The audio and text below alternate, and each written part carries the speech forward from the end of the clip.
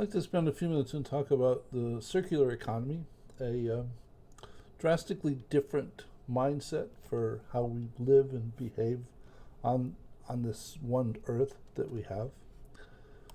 Not typically, the sun is really the only external input to what exists here on the Earth, in addition to the Big Bang and the coalescing of the Earth itself and the meteorites that have run into us over the decades. But on an ongoing basis, the primary input is sunlight.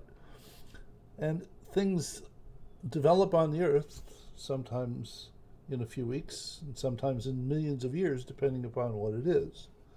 Though within that context of the Earth, we take from the Earth to make things that we use, and then we dispose of them. And we do this on an ongoing basis as though there's no limit to the extent to which we can do this, so that we simply take as though the source is unlimited. We make things, we use them, and we throw them away simply because it's easier, or it appears to be easier today. Is it likely to be that way tomorrow or the next day?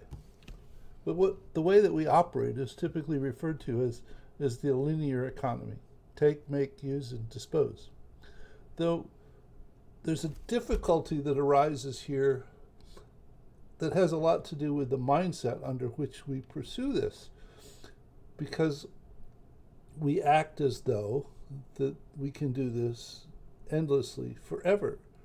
Though, if you watch this video for a moment, you'll have a different From birth to perspective. puberty, a hamster doubles its weight each week.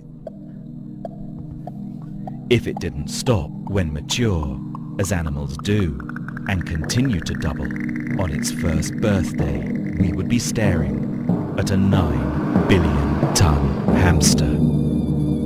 This hamster could eat all of the corn produced annually worldwide in a single day and still be hungry.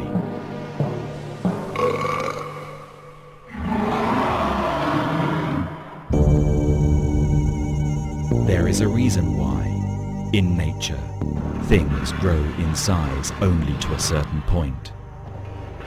So why do most economists and politicians think that the economy can grow forever and ever and ever?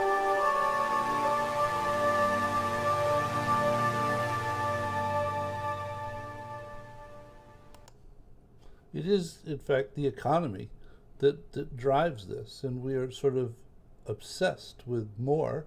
And it's been said that if the rest of the world consumed at the rate that the US does, we would need 3 to 5 Earths today to support that level of consumption. So this mode of operation simply cannot continue into the future. The alternative that's being talked about, investigated, and pursued by a large number of people, efforts being led by the Ellen MacArthur Foundation, is the circular economy, where rather than discard things, the intent is not to focus on recycling, because recycling is simply throwing away and reprocessing, and the reprocessing takes energy to use the recycled things to turn them into something else. The idea is to think ahead, and when you design things, you make them so that when they're no longer used, they come apart, and part of it goes back to biological nutrients to actually enrich the earth, and parts of them go to technological nutrients which are actually reused in the making of other things, so that rather than pursue things the way we do with, as I said, with recycling is simply taking things that we are throwing away and expending energy to convert them into other things that we're going to throw away.